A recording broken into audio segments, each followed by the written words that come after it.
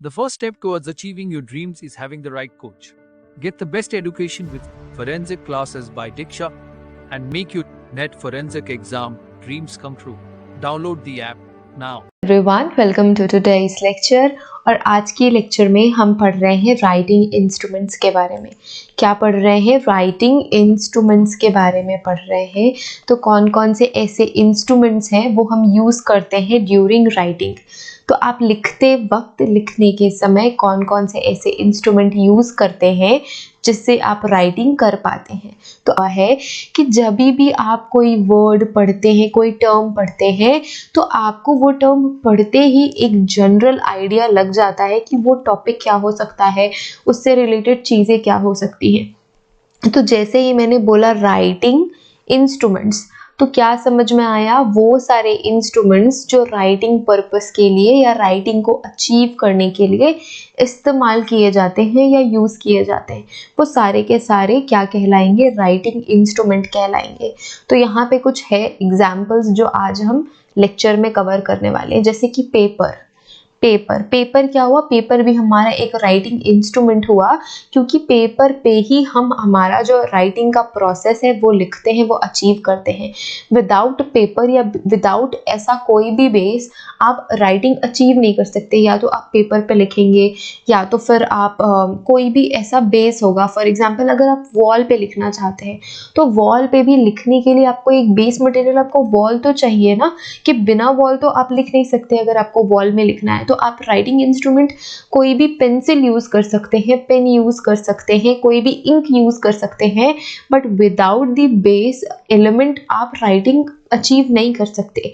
तो हम यहाँ पे मोस्ट ऑफ द टाइम हमारे पास पेपर होता है। तो पेपर हमारा क्या हो गया? पेपर हमारा एक राइटिंग इंस्ट्रूमेंट हुआ, क्योंकि राइटिंग इंस्ट्रूमेंट के अंदर ही पेपर भी आएगा। जैसे कि मैं अभी डिजिटली लिख रही हूँ, जो भी मैं ये आपको लिख रही हूँ या जो ऑलरेडी लिखा हुआ है, ये पेपर नहीं है, बट ये भी एक राइटिंग इंस्ट्रूमेंट हुआ। जो मैं डिजिटल पेन या जो स्टाइलस में यूज़ कर रही हूँ वो भी एक राइटिंग इंस्ट्रूमेंट हुआ। तो राइटिंग इंस्ट्रूमेंट वो इंस्ट्रूमेंट होते हैं जिनकी हेल्प से आप राइटिंग अचीव करते हैं। जैसे कि मैंने यहाँ पे अपना नाम लिखा, दीक्षा। तो ये मैंने कैसे अचीव किया? कि मेरे स्क्रीन से मैंने अपना स्टाइलस कनेक्ट किया हुआ है, या मैंने कोई ऐसा इंस्ट्रूमेंट कनेक्ट किया हुआ है जिसके थ्रू मैं यहाँ पे अपना नाम लिखना अचीव कर सकी, यहाँ पे मैं अपनी राइटिंग को अचीव कर सकी। तो वो सारी चीज़ें क्या कहलाएंगी? राइटिंग इंस्ट्रूमेंट कहलाएगी।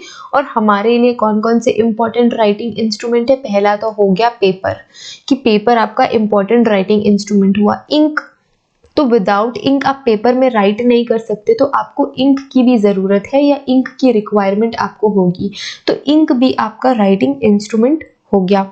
इसके अलावा पेंसिल, अगर आप इंक यूज़ नहीं करते तो आप पेंसिल की यूज़ करेंगे। पहले के ज़माने में याद है, हम अभी भी आप कोई ऐसा डेली सोप देखते हैं या कोई भी ऐसी कभी मूवी देखी हुई है कि फेदर हुआ करते थे, उसकी टिप थोड़ी ऐसे होती थी, फिर ये फेदर हुआ करते थे।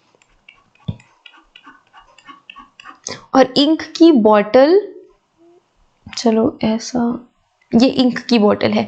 तो ये फेदर इंक की बॉटल में डिप कर करके आप अपने पेपर में या आप अपने जो भी था उसमें आप अपना राइटिंग अचीव करते हैं। तो ये हो गया कि आपके पास पेंसिल नहीं है, आपके पास पेन नहीं है, बट आपके पास क्या है? आपके पास है इंक। तो आप इंक की हेल्प से अपना राइटिंग जो एम है, जो ऑब्जेक्टिव है आपका, वो आप अचीव कर सकते हैं। फिर धीरे से क्या हुई? पेंसिल के बारे में लोगों ने जाना, पेंसिल का इन्वेंशन हुआ, और पेंसिल से फिर हम पेपर पे लिखने लगे। किससे लिखने लगे? पेंसिल से लिखने लगे। यहाँ पे पेंसिल हम बना देते हैं, हम पेंसिल से लिखने लगे। तो पेंसिल में क्या होती है? बेसिकली ये जो ब्लैक पोर्शन होता है, जिसको आप अपने जो आपके पास शार्पनर होता है, ठीक है, शार्पनर में इरेजर कहने वाली थी। तो शार्पनर से आप क्या करते हैं? शार्पनर से आप पेंसिल को शार्प करते हैं, एंड देन उसकी हेल्प से आप पेपर पे लिखते हैं। तो पेपर भी यहाँ पे राइटिंग इंस्ट्रूमेंट हुआ। पेंसिल भी राइटिंग इंस्ट्रूमेंट हुई। इसके बाद इन्वेंट हुई pen.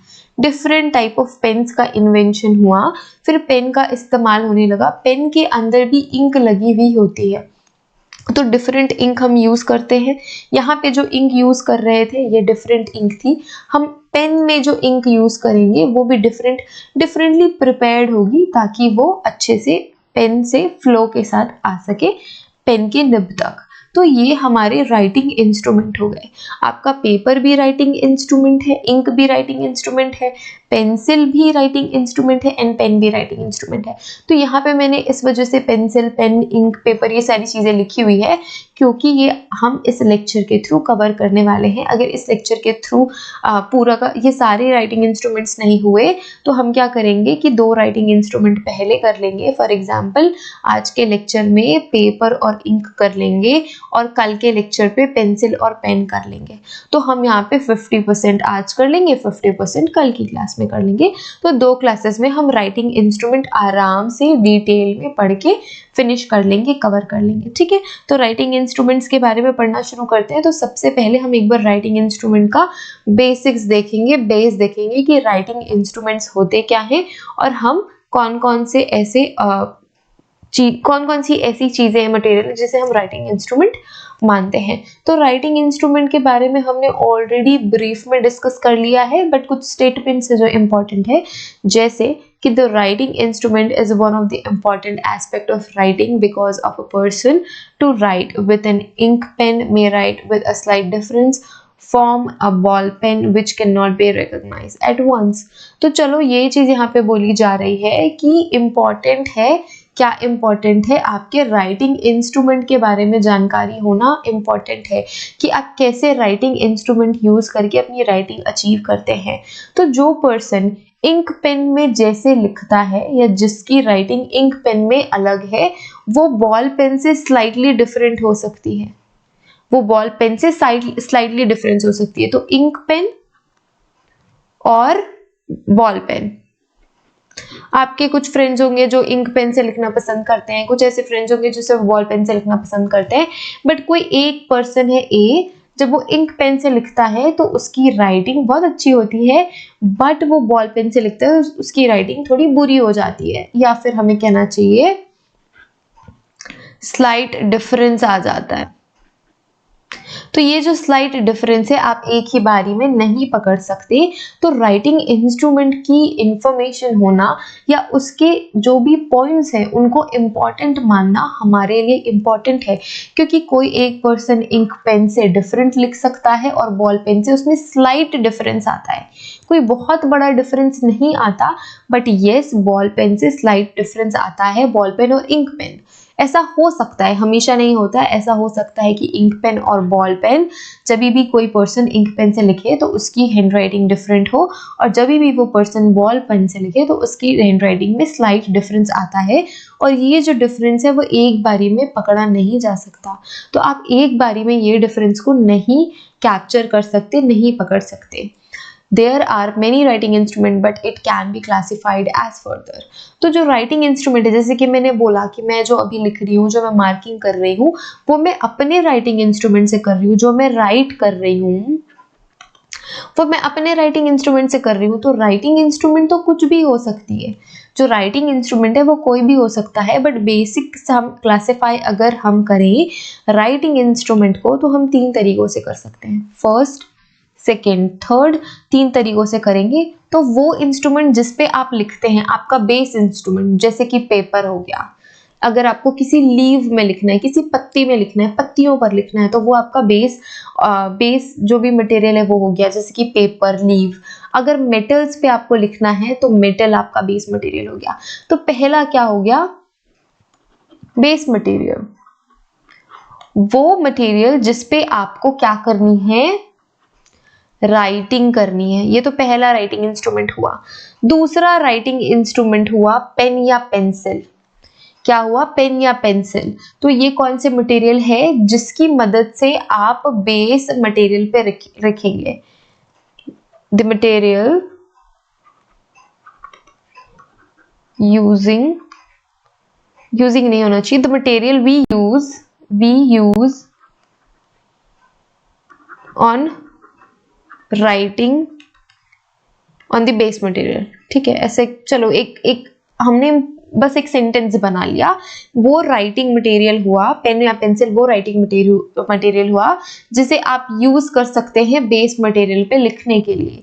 We can use the pencil और pen to write in the base material, जैसे पेपर, लीव्स, मेटल्स। तो ये सारी चीजों पे आप पेपर पे लिख सकते हैं, लीव्स पे लिख सकते हैं, मेटल्स पे लिख सकते हैं। तो कुछ किसकी मदद से लिखेंगे आप? पेन या पेंसिल की मदद से लिखेंगे। अब थर्ड हो गया वो मटेरियल जो इन पेन या पेंसिल्स के थ्रू आप लिखते हैं, जैसे कि इंक आपके पेन में होगी, या ब्लड वाला पेन भी आप यूज कर सकते हैं, प्लांट जूसेस आप यूज कर सकते हैं, केमिकल्स आप यूज कर सकते हैं, जैसे कि ग्रेफाइट। पेंसिल में ग्रेफाइट की लिड होती है ना, कभी आपने वो पेन वाली पेंसिल ली होगी तो ऐसे पतली पतली एक छोटा सा बॉक्स होता है जिसके अंदर ग्रेफाइट लिड्स होती है पतली पतली, जब आप अपने पेन में उसे चेंज कर सकते हैं। ये जो पेन होता है उसमें आप ये ग्रेफाइट लिड चेंज करते हैं, नए तरीके के पेंसिल्स होते हैं वो। तो उसके पहला तो हो गया आपका बेस मटेरियल, दूसरा हो गया जिसकी मदद से आप राइटिंग करते हैं, और तीसरा हो गया वो राइटिंग मटेरियल जैसे कि पेन या पेंसिल, उसमें अगर कोई स्पेसिफिक चीजें हो जैसे इंक, ब्लड, प्लांट जूसेस और केमिकल्स। तो ये सारे के सारे क्या हो गए? ये सारे के सारे हो गए आपके राइटिंग इंस्ट्रूमेंट। क्या